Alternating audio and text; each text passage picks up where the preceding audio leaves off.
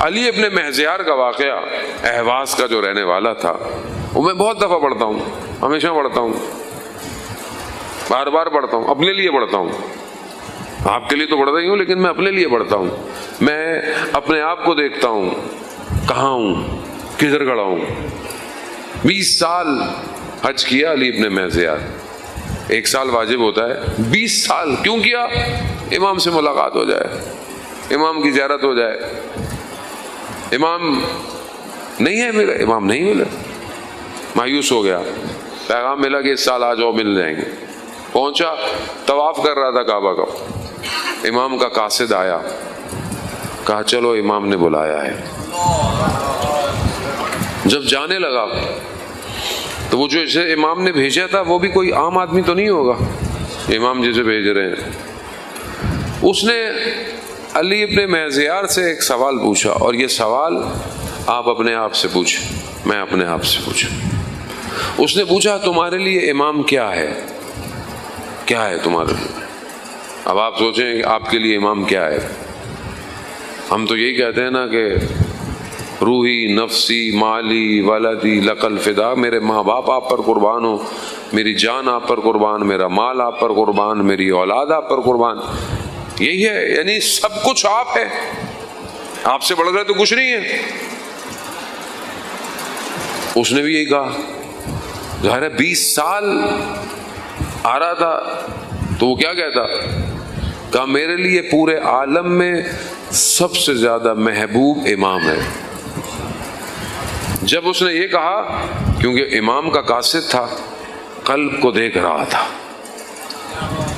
کہا اگر امام تمہارے لیے پورے عالم میں محبوب ہے تو تمہارے قلب میں گھوڑوں کا خیال کیوں آ رہا ہے؟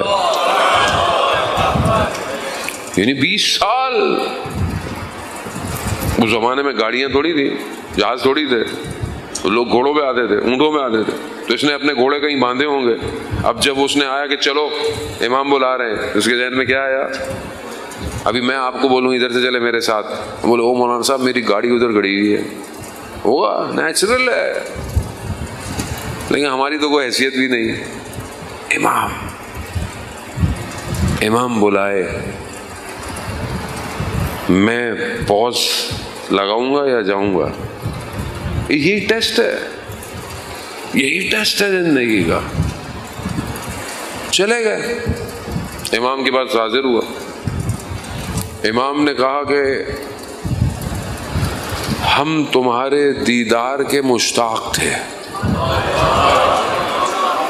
اب جب اس نے یہ بات سنی، خوش قسمت ہے ویسے تو، خیر علی ابن مہزیار خوش قسمتی تو ہے کہ امام کہیں کہ ہم تمہارے دیدار کے مشتاق تھے۔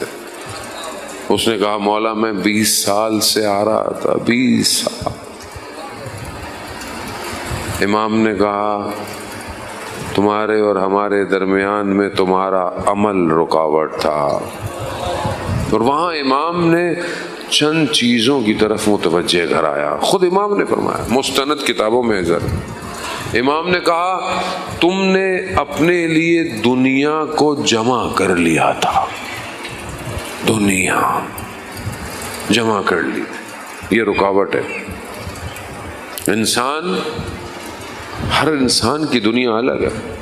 جب انسان اپنے لیے دنیا کا مال جمع کرنے لگ جائے یہ رکاوٹ ہو جاتی ہے، انسان رکتا کہیں نہیں ہے۔ انسان اگر قناعت نہ کرے تو یہ کہیں بریک نہیں لگتی، اس کو بریک نہیں ہے۔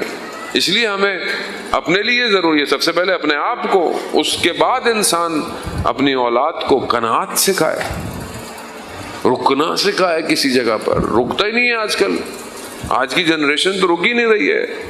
ایک چیز پکڑاؤ تو کہتی 4 چیزیں اور بھی چاہیے، کہاں دوڑ رہی ہے دنیا؟ کہا تم نے علی اپنے لیے دنیا جمع کر لی تھی۔ دوسرا، تم صلہ رحمی نہیں کرتے تھے، یعنی تم رشتہ داروں کے ساتھ تمہارے تعلقات اچھے نہیں تھے۔ اب آپ بولیں میں فردی عبادت کروں، میرے ہاتھ میں تسبیح ہو، میں زیارتوں میں بھی جاؤں، میں عمرہ بھی کروں، میں سب کروں، لیکن آپ رشتہ داروں کے ساتھ اچھا نہیں ہے، آپ اخلاق اچھا نہیں ہے، آپ ناراض ہیں، آپ بات نہیں کرتے، قطع تعلق کیا ہوا ہے۔ امام تک نہیں پہنچنے والے، نہیں پہنچ